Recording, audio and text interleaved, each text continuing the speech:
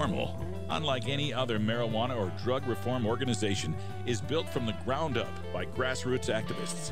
We are the Marijuana Smokers Lobby, and we aren't just anti-prohibition, we're pro-marijuana.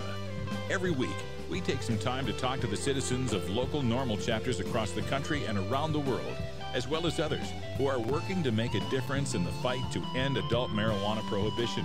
In this segment, we call Grassroots Activism. All right, everybody, welcome back. We are so happy to start what we are calling Legalization Week here at NORML Show Live as we lead into Seattle Hemp Fest this weekend. And we're going to start right here in my home state of Oregon, where we have four, maybe more things going on in our initiative system here that have something to do with marijuana, and we're going to talk about most or all of them today. Joining me here in the studio, we have Jennifer Alexander from the Oregon Cannabis Tax Act. She's been a guest on our show before. Welcome back, Jennifer. Thank you.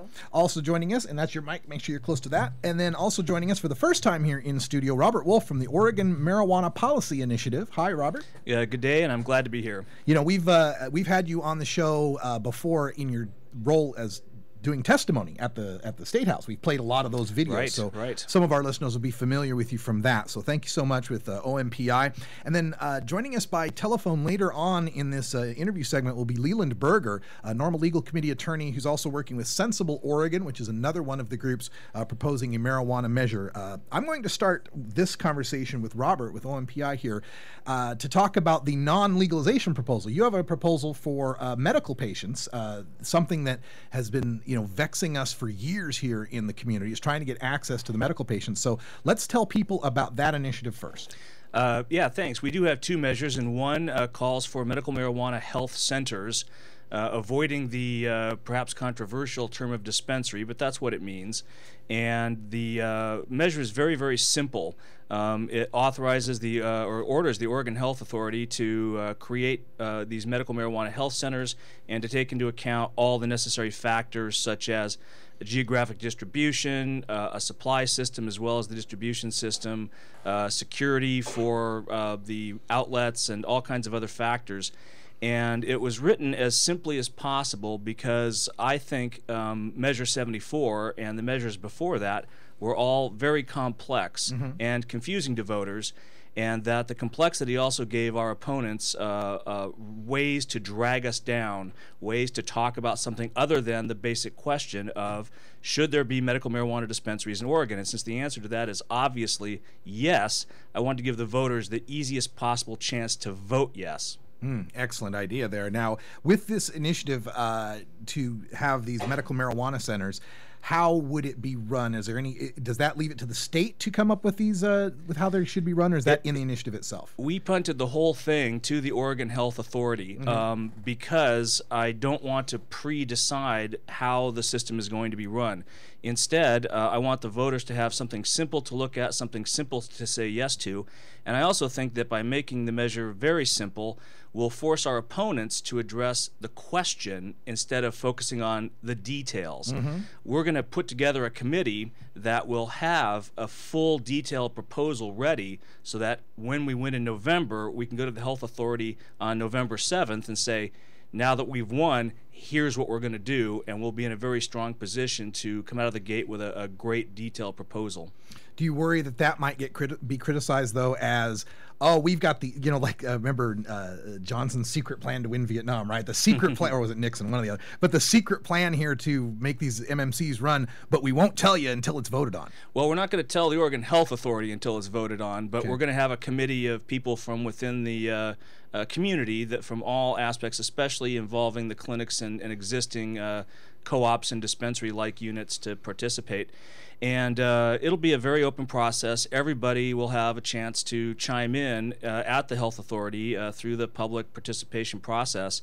And it is a political decision whether to try to pass something with every question answered up front or to pass something that's easy for the voters to understand and argue about the details later. And I decided, and I think this is true, that our industry is going to have to argue with the regulators all the time, no matter what we pass. So let's pass something simple and get down to the arguing. It's something that I've been prophesying on this show for many a show, is that We need to force them to address the question first, and then once it's legal, and I'm usually talking with respect to legalization, but it applies here to this dispensary initiative.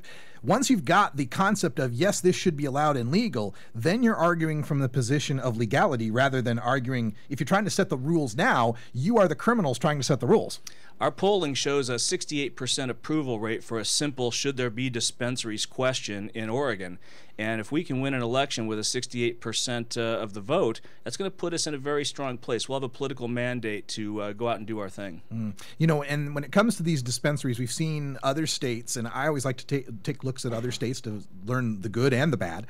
Colorado's been in the news a lot lately because of this whole, seed to sale, video surveillance super security state. I don't think they can continue that for too long. Yeah. The regulators are going to get tired. The dispensary owners are going to get tired. Everyone's going to get tired of that fast. I don't see that going down the road forever. Is that so? Do you think then maybe this Colorado experience may be something that we get a chance to learn from as we move on here? Absolutely. That's the way the revenue department there wrote the rules with the video cameras and the monitoring. It's obviously way too much, way too complex, way too expensive, and we have to avoid that. I think record keeping is important, but we certainly don't need that kind of big brother attitude. Look, we're eventually moving towards a place where all adults have relatively free access to cannabis whenever they want it, and the patients have a protected and less expensive way to get the best quality medicine they need.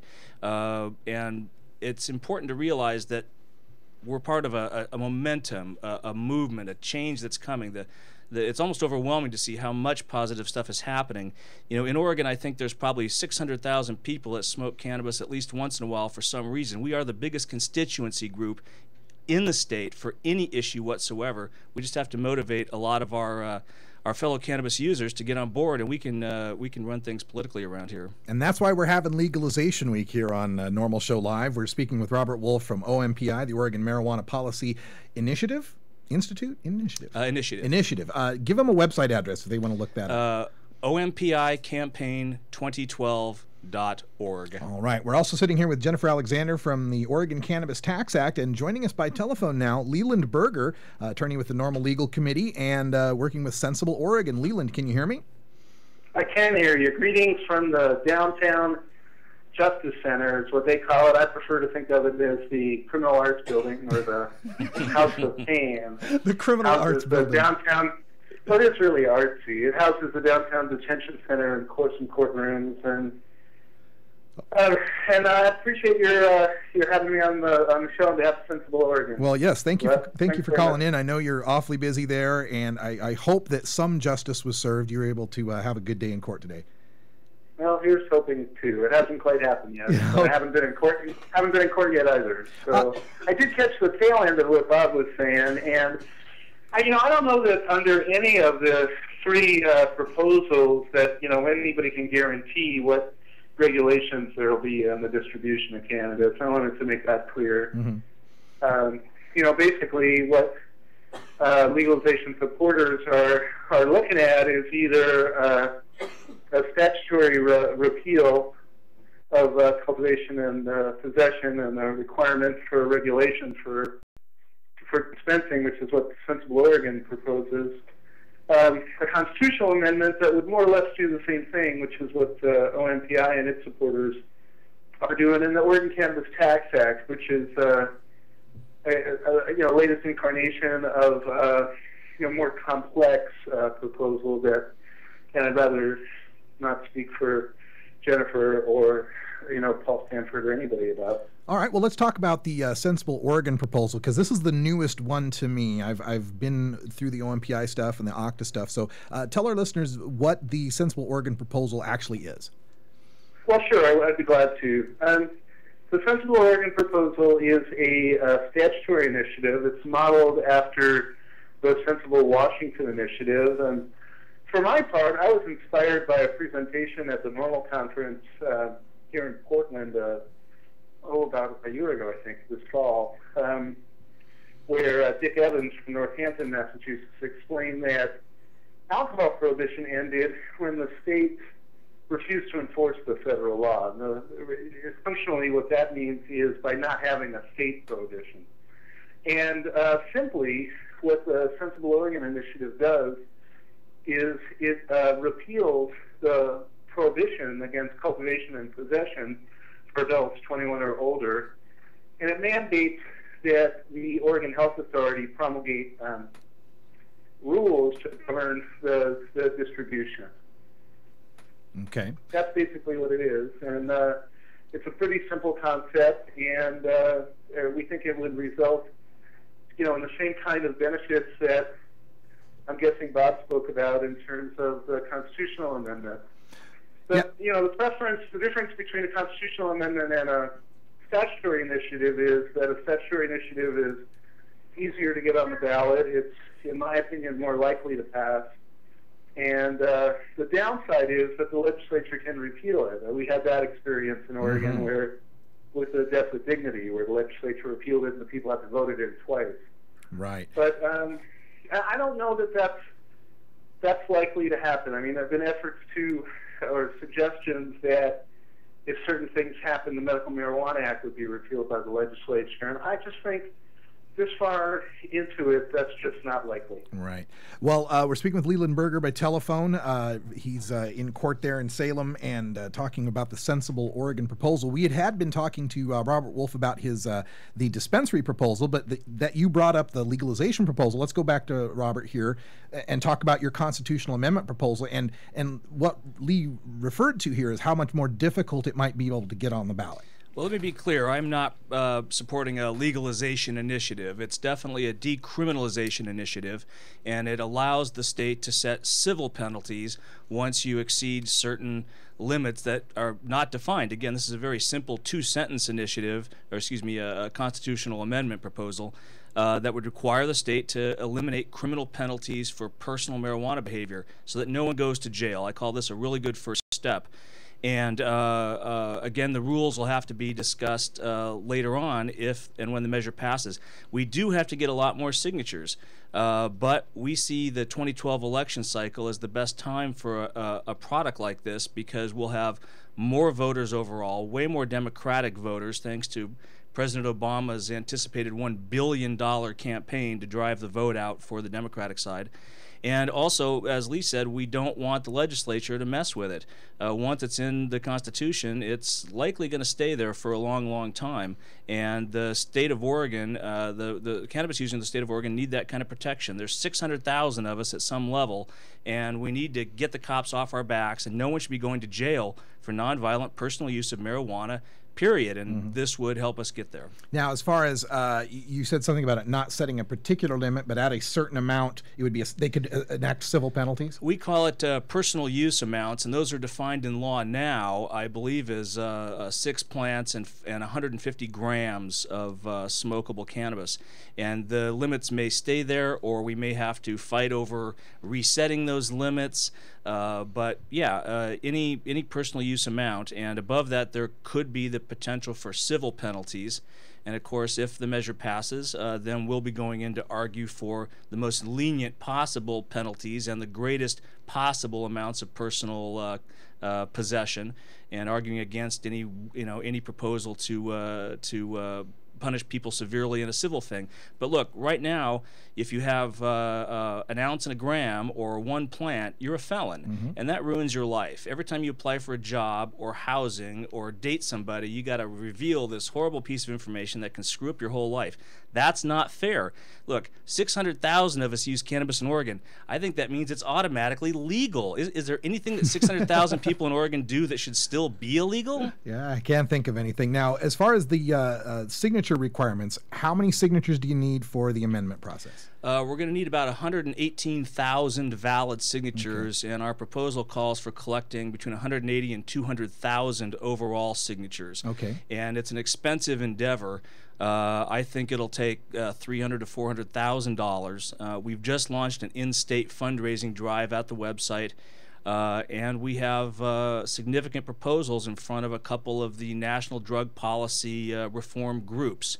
And I'll be straightforward, our effort hinges on getting that financing. Either we raise $500,000 in Oregon, or we raise $500,000 outside of Oregon, or some combination. But without that chunk of money, it's going to be hard to take any of this very far. And the fundraising needed to gather signatures sufficient for the ballot is really the issue for all four of the initiatives that are currently circulating in Oregon. All right, well, let's talk about another initiative. We got Jennifer Alexander here from the Oregon Cannabis Tax Act. It's cannabistaxact.org? Yes. Okay.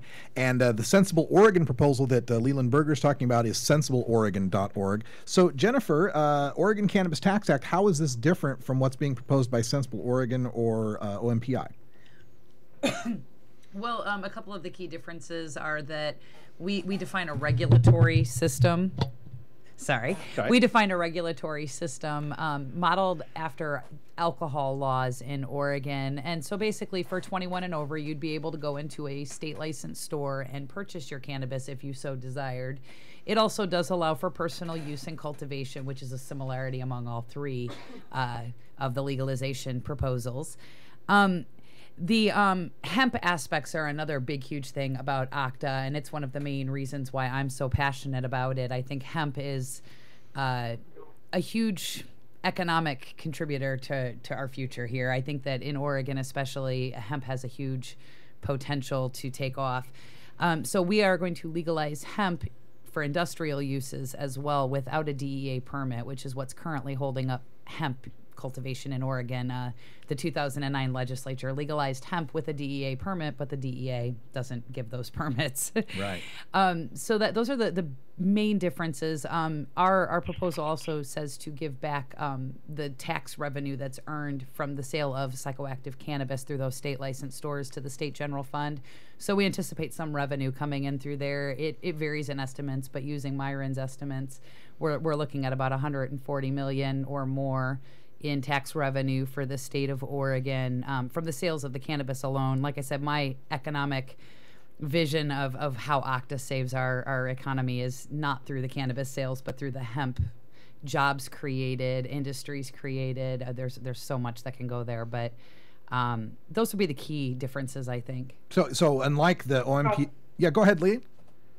Well, I was going to, once let Jennifer finish. I'm sorry to interrupt. Okay, I was just going to say that unlike the Sensible or the OMPI proposals that are saying we should legalize and then kind of sends it off to the other agencies to set the regulations, ACTA is actually writing these regulations, these regulations within the initiative. Yes, yeah. One of the things that I've found when I've been out petitioning is that people want to know what we mean by legalization, which I'm sure is why there's been so much discussion in all of the different states about whether or not to legalize. I think the key thing that I've noticed as I'm talking to the public at large is that when I ask them if they want to legalize marijuana, you get a lot of people with that statement. But when you finish and you say, and regulate it like alcohol, I get a lot more people interested. I think that even a lot of the non-cannabis consumers are interested in seeing a regulated market. There's a lot of advantages, which we talk about often on, the cannabis news outlets. There's a lot of advantages to having some regulations involved, and I think most of the non-cannabis users recognize that. All right. Let's go to Leland on the phone. Did you have a comment you wanted to add?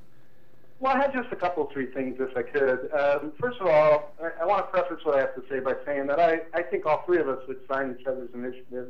And if only one of these three legalization initiatives were on the ballot, I'm sure all three of us would vote for it. And so far as the dispensary initiative is concerned, there's a deep concern within the community that if it actually gets on the ballot and actually loses for the third time, it's going to set things back tremendously. And so I felt it necessary to share that concern. I think that the Sensible Oregon proposal also addresses the hemp issue, and I think it addresses the regulatory issue in a way, two lawyers, three opinions, but and it's certainly a thing Paul Stanford and I have disagreed on over the years. But I think that the proposed regulatory scheme is likely preempted by federal law, and there is no personal use in Oregon law. What there is more and less serious felony crimes. And one of those is if it's 150 grams or more. But there isn't any plant limit that relates to that. And thank you, Lee. The main concern I have with the constitutional amendment is that out-of-state funders who hadn't lived here during the campaign on raising the tobacco tax just slightly to try and fund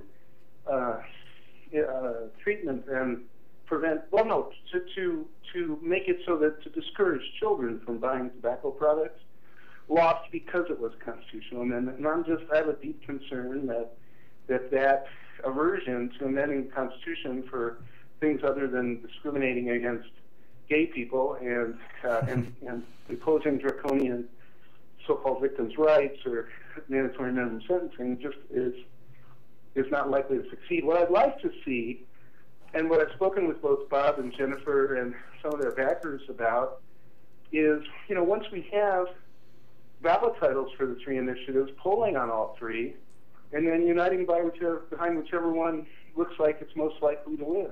Well, let me bring those both up first with Bob here. With respect to amending the Constitution, anything response to Oregonians being afraid to do that with marijuana? It's a higher standard for sure, and I think that they've justifiably been leery of constitutional amendments of all types in the past, and it's a pretty easy argument to say we shouldn't put marijuana in the Constitution.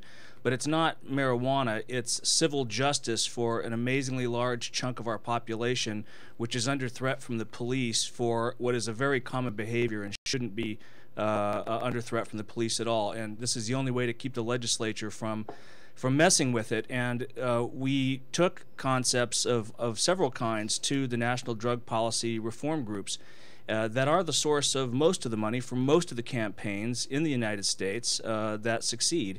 And they have a huge well of information, they have a huge well of experience, and they have major funders that can help us. And without money, you can't run a real campaign. And they are interested in the constitutional amendment approach. The two-sentence initiative. Colorado is working on a 72-page initiative right now, and there's stuff going on in Washington and Montana that are lengthy and complex, and we're trying to do the exact opposite, and we've got the attention of the highest level decision makers on this. And so I want to give it a try. I want to run with it. My experience on Measure 74 showed that complex measures that take more than 30 seconds to explain are going to get dragged down. I think our two-sentence constitutional amendment is going to go over quite well because it's the best thing for everybody and it's easy to understand. Okay. This is something I've covered before on the show, the idea of there being multiple different initiatives that are kind of, fishing from the same pool of donors and, volunteer signature gatherers and people willing to sign petitions. The potential for there being confusion among the voters. Did I sign this one? Did I sign that one? Which marijuana thing did I sign? Jennifer, with respect to that, what do you think about Leland's proposal here about polling these ballot titles and putting all the effort into one?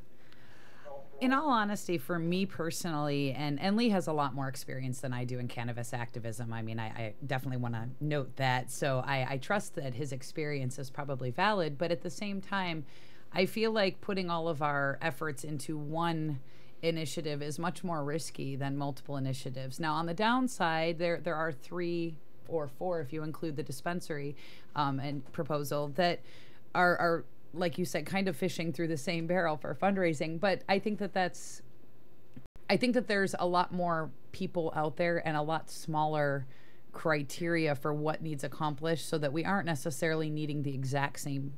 Like, I don't need you personally to sign all 3 initiatives to ensure that they make the ballot, as nice as that would be. And as likely as it is that multiple people will sign multiple initiatives, realistically, we could all get independent signatures, and total them all up and still have plenty of people that would sign our ballot if this issue is as popular as I believe it is, and most of us, I think, agree it is.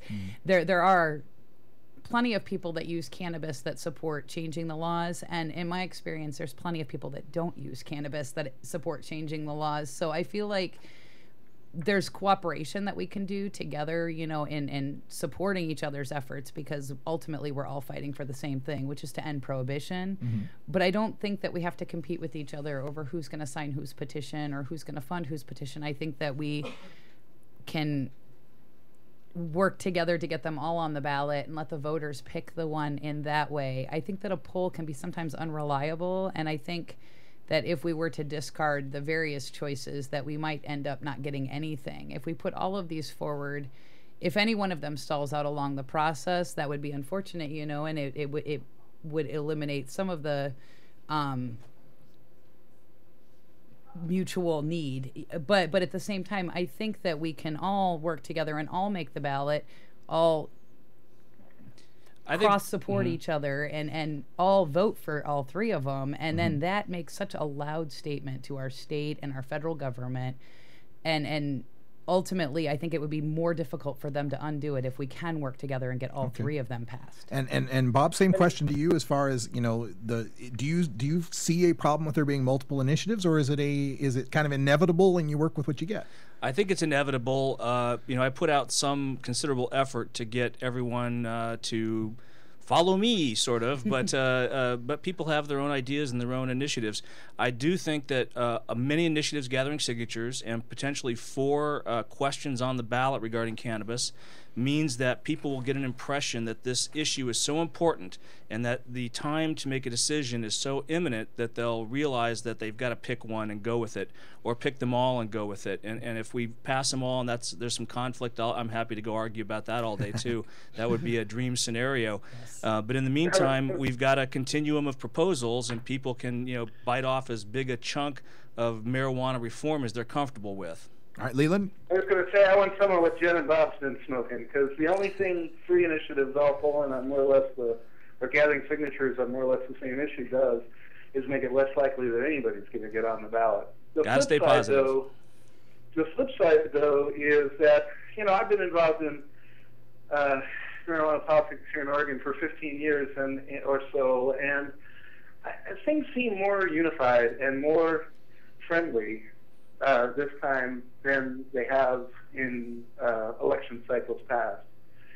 So that at least insofar as the volunteer efforts are concerned, the various organizations statewide are, for the most part, circulating and gathering signatures on all 3 issues. Mm-hmm. And as Russ knows, that doesn't happen. Yeah. That's a real rarity in any state, or certainly, you know, at the national level in terms of the various drug policy organizations that Bob was speaking about. Yeah, absolutely. Now, let's play dream scenario here, Leland, and say they all made the ballot and all passed. Legally, what happens in that situation? No, that's a good question. I think that the repeal of prohibition for adults for cultivation and possession would be protected both statutorily and constitutionally under Sensible Oregon's proposal and under OMPI's proposal.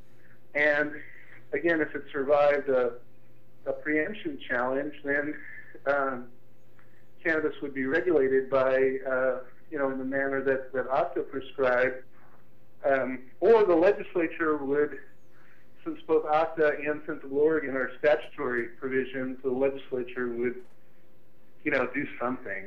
Yeah. They would to try and meld the two and make them workable. Yeah, that's the kind of problem I wish we could have in 2012 to try to figure out which. Well, I have to tell you that, you know, we have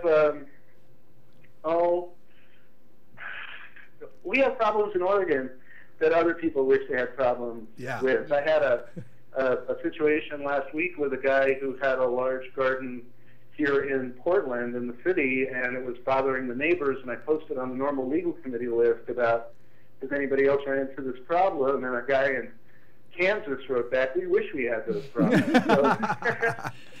Well, hey, folks, we got to wind up the show here, so I'm going to give about 15 seconds to each person. We'll start with Robert Wolf. Tell them your website and how to get a hold of you and all the stuff they need to know. The Oregon Marijuana Policy Initiative is supported by about 28 groups now, and we're at OMPI campaign 2012.org. And the best thing you can do is sign all the petitions and give some money. All right. Jennifer Alexander? Oregon Cannabis Tax Act is cannabistaxact.org, and same thing. Join the volunteer effort, donate money, get involved with all of them if you can. Sign them all and vote for them all. All right, and Leland Berger. On Sensible Oregon, we're, as you mentioned, Russ, at sensibleoregon.org. We are still gathering signatures, although we're substantially towards the 1,000 you need to get a ballot title. And if people want to help with that effort, they can pick up petitions at the Cannabis Cafe on Southeast 82nd Avenue. All right. Well, I want to thank everybody for joining us here. Our guests in the studio, Robert Wolf from OMPI, Jennifer Alexander from OCTA 2012, and by telephone, Leland Berger from a courtroom down there in Salem. Thank you so much for being here and being a part of our Legalization Week. All right, when we come back, Hour 2, Toker Talk Radio will be hanging out here taking your calls at 971-533-7111. We're looking for a call back from Wiz Khalico and Ganja John for their little adventure with the Roseburg Police Department last night. So for Cannabis Carry, I'm Radical Russ. Thanks for joining us, and until next time, take care of each other, Tokers.